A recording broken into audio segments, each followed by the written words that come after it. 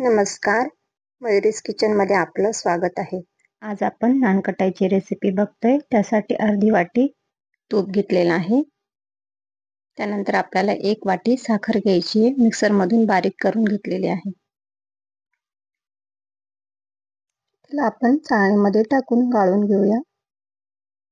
त्याची पावडर आणि जाडसर साखर असेल ती बाजूला साईडला काढून घेणार आहोत. अशा पद्धतीने आपल्याला साखर गाळून घ्यायची आहे. आणि आता साखर आणि तूप एकसारखं फेटून घ्यायचं आहे.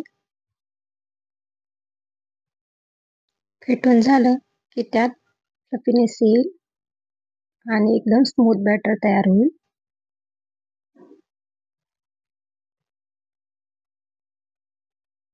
नानकटाई खुसखुशीत आणि नरम छान अशी होईल. त्यासाठी आपल्याला फेटून घ्यायचं आहे. त्यामध्ये आता 1 वाटी गव्हाचे पीठ घातलेले आहे, अर्धी वाटी चण्याचं पीठ घातलेलं आहे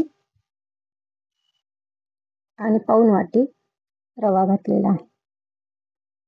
रवा घालून सर्व साहित्य एकजीव करून घेऊ.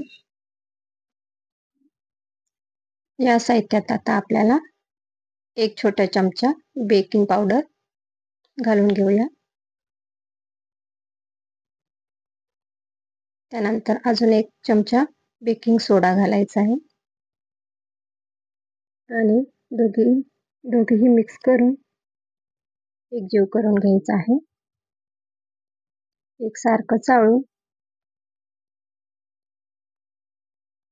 त्याचा गोळा तयार करून घेऊया. त्याला आपण आता हाताच्या साहाय्याने त्याचा गोळा तयार करून घेऊ, म्हणजे बाइंडिंग यायला मदत होईल. बघू शकता अशा पद्धतीने सर्व साहित्य एकत्र करून घेऊ. त्याला पाणी ना दूध, तुपामध्येच त्याचा गोळा तयार झालेला आहे.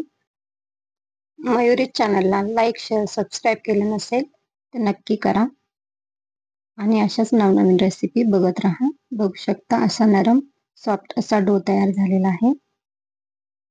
आता आपण व्हाईट पेपरला तूप लावून ग्रीस करून घेऊया. तुम्ही त्यासाठी बटर पेपर पण वापरू शकता. मी साधा पेपर घेतलेला आहे आणि त्यावर तूप लावून घेतलेला आहे. आता आपल्याला त्याचे छोटे छोटे गोळे तयार करून त्याला पेढ्याचा आकार द्यायचा आहे आणि नानकटाई तयार करायची आहे.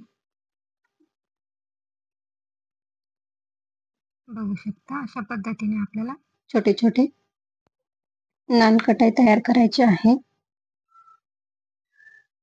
त्यावरून आपण काजू बदाम पिस्त्याचे बारीक काप लावलेले आहे.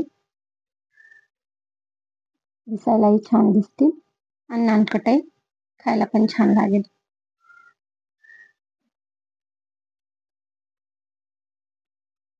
त्यामध्ये आपण साखरेऐवजी गूळ पण घालू शकतो. नानकटाईमध्ये तुम्हाला साखरेऐवजी गूळ घालायचा असेल तोही आपण घालू शकतो. या पद्धतीने आपण सर्व काही नानकटाई तयार करून घेतलेले आहे. आता आपण एका कढईमध्ये जाड मीठ प्रीहीट करायला ठेवलेलं आहे.